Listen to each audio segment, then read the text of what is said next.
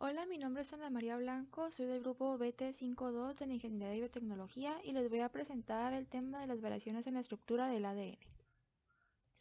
Bueno, el ADN tal como lo conocemos está en su forma estructural B, que es la que tenemos aquí, es la forma que todos nos han enseñado desde que estamos en secundaria, en preparatoria, la que siempre hemos visto y en la que casi siempre se encuentra el ADN en nuestro cuerpo, ¿no? Sin embargo, existen otras dos formas que son la forma ADN y ZADN, que son diferentes formas estructurales por como podemos observar, ¿no? De hecho, aquí a simple vista podemos observar que el ADN, por ejemplo, es más ancho, es más corto y además tiene una notoria inclinación, ¿no? Y en comparación el ZADN, que es todo lo contrario, es más estrecho, es más largo y además pues tiene como que esta forma en zigzag en la parte de su esqueleto que las otras estructuras pues no las tienen, ¿no? Y el BADN pues vendría siendo como que un intermedio entre estos dos. Pero bueno, para poder entender bien hay que compararlos paso por paso, ¿no? Primero hay que entender por qué se da, por ejemplo, la conformación A. Bueno, pues la forma del ADN ocurre cuando disminuye la humedad relativa, cuando se da una deshidratación del 75% hacia abajo y pues termina formando el BADN, pasa a formar el ADN, ¿no? Entonces pues aquí está más o menos lo que les había explicado en la diapositiva anterior. La inclinación aquí pues es muy notoria en comparación pues con su eje. También se alcanzan a observar aquí en esta parte de aquí y en esta imagen de acá pues la distancia entre las bases y además de que se alcanza a observar también el diámetro entre estas en comparación pues con la forma B. Y pues acá también nos muestra pues los surcos, ¿no? En el modelo espacial compacto nos muestra acá el cómo los surcos pues no son tan apreciables como en la forma B.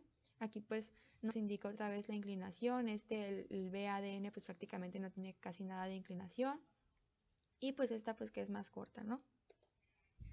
Pero bueno, ¿a qué se debe que el ADN esté en esta manera, ¿no? O sea, ya sabemos que es debido a una deshidratación y ya vimos cuáles son las diferencias, pero o sea, ¿por qué termina tomando esa forma?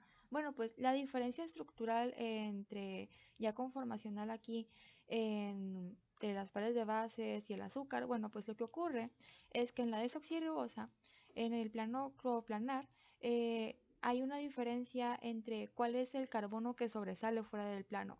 En el ADN el carbono que sobresale es el carbono 3 y en el BADN el que sobresale es el carbono 2. ¿Y qué tiene que ver esta diferencia? Bueno, pues si podemos observar aquí entre los grupos fosfato, en el ADN A, en forma A, los grupos fosfato están un poquito más cerca, ligeramente más cerca que en la formación B.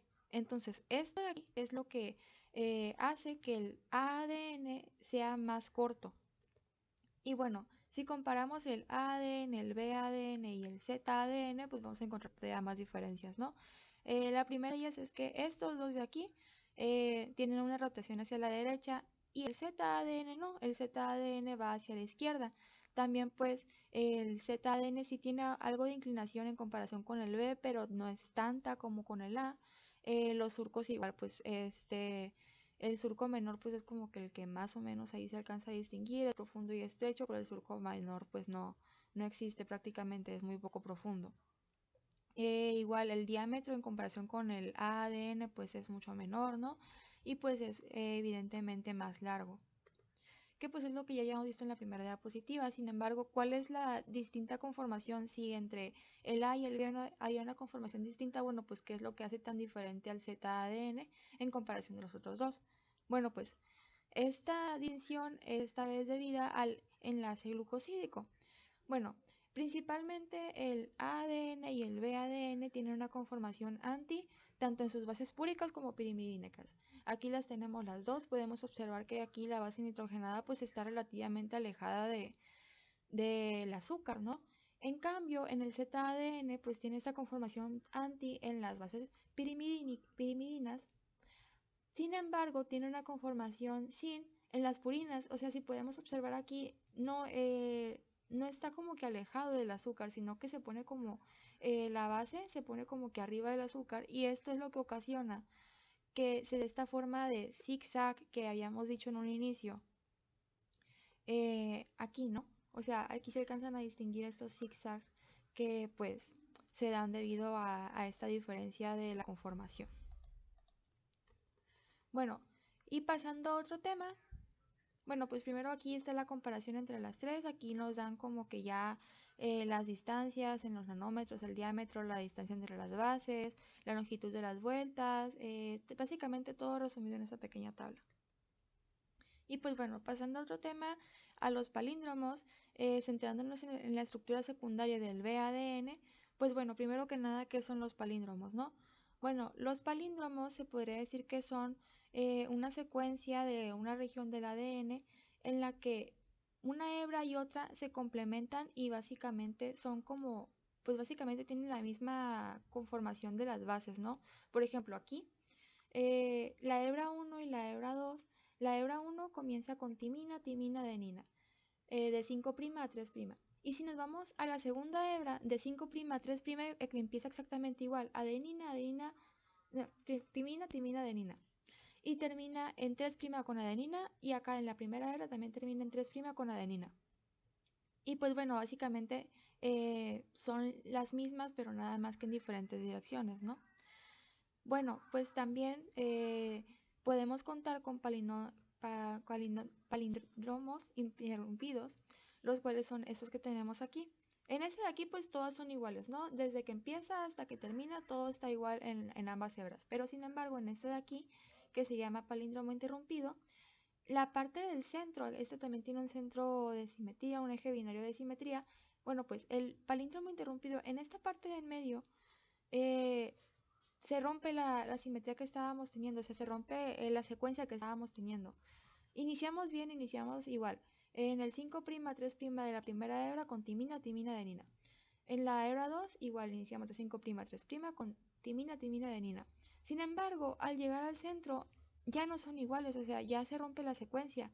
Pero después de esta parte de aquí, otra vez seguimos igual. Otra vez empezamos con guanina, citosina y timina. Y de este lado igual, si nos vamos en la misma dirección, por así decirlo, que con la de abajo, igual vamos. Guanina, citosina y timina.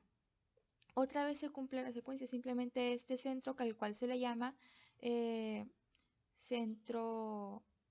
¿Cómo se llamaba? Se llama centro no puntual y el otro se llama centro puntual.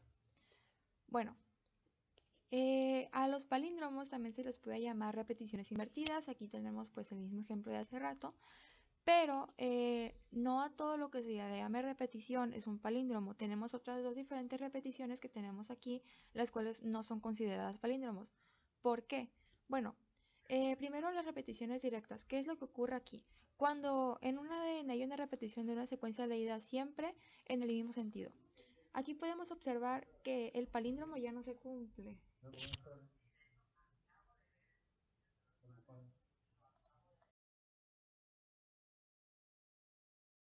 Bueno, pues, ¿y qué quiere decir esto?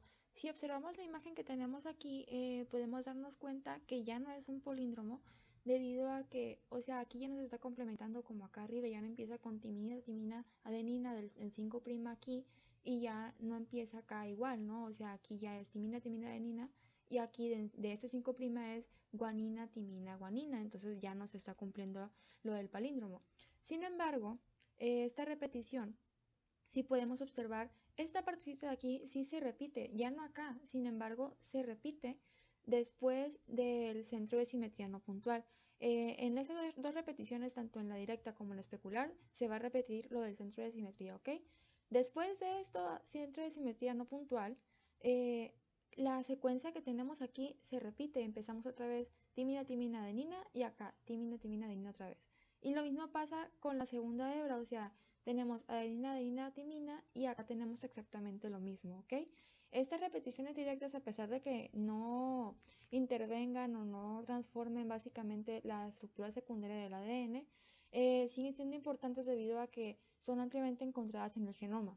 Y bueno, en las repeticiones especulares es más o menos lo mismo, simplemente que la secuencia se repite igual después del centro de simetría no puntual, sin embargo que de forma invertida. De acá empezamos timina, timina, adenina, de izquierda a derecha, y acá si empezamos de derecha a izquierda es exactamente lo mismo.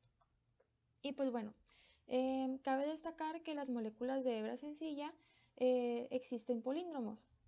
Aunque no aplica el término tan directamente, de igual forma, pues la secuencia si bien la secuencia de ARN eh, fue traducida mediante un ADN que tenía palíndromos, pues se va a considerar como que el ARN también nos cuenta, ¿no? Entonces, aquí en esta hebra sencilla de ADN o de ARN, pues supongamos que tenemos un palíndromo, ¿no? Un palíndromo con simetría puntual. Entonces, cuando ocurre esto, la estructura secundaria pues sí termina siendo afectada porque se termina creando una horquilla. Y cuando tenemos un palíndromo con un centro de simetría no puntual, que tenemos esta parte de aquí diferente, se termina creando aquí un bucle. Y esta parte de aquí, si nos ponemos atención o si recordamos un poco, es la estructura del ARN de transferencia. Entonces, debido a los palíndromos, el ARN de transferencia pues termina adoptando esa estructura y termina ayudando pues en el proceso, por ejemplo, de transcripción, ¿no? En la terminación del proceso de transcripción. Y pues bueno, en el caso del ADN de doble hebra, pues también puede terminar teniendo unas dobles horquillas o unos de doble horquilla con bucle en este caso, y que también pueden ser llamados cruciformes. Y pues esto es básicamente ayuda a señalar al reconocimiento del ADN en algunas proteínas reguladoras. Y pues bueno, finalmente tenemos el ADN de triple hélice o HADN, que este es formado debido a regiones ricas en pirimidinas en una hebra y regiones ricas en purinas en otra hebra complementaria. Y pues bueno, esto ocurre normalmente, o sea, tenemos las dos hebras, ¿no? Y normalmente pues van a estar apareadas entre ellas sin ningún problema. Sin embargo, hay ocasiones en las que puede llegar a ocurrir que, por ejemplo, la parte de la hebra que es de citosina y guanina se termine volviendo a parear, perdón, de citosina y timina, se termine volviendo a parear eh, con la otra hebra con la que ya estaba pareada anteriormente, y se termina formando otro tipo de enlaces de hidrógeno que ya no son los que conocemos. Y la segunda hebra, que pues era la secuencia que se supone que tenía que seguir apareándose, termina estando suelta y termina formando como una especie de bucle aquí hasta que el ADN, la primera hebra de las bases termina volviendo a aparearse con la hebra original, con la secuencia que seguía, ¿no? Y se termina volviendo a se termina volviendo a formar la doble hélice. Aquí podemos observar, tenemos la doble hélice, aquí tenemos el bucle, por así decirlo, y aquí, en esta parte de aquí, tenemos la zona de la triple hélice. Acá está representada de otra manera. Eh, la hebra roja vendría representando lo que es la citosina y la timina. Aquí podemos observar cómo se regresa, se vuelve a parear con esta zona de aquí, de la segunda hebra, y ya luego se regresa, se supone que a lo que vendría siguiendo en la secuencia, ¿no? Y pues este tipo de triple ADN pues nos sirve principalmente para la inhibición de la expresión génica. Y pues bueno, eso sería todo. Gracias por su atención.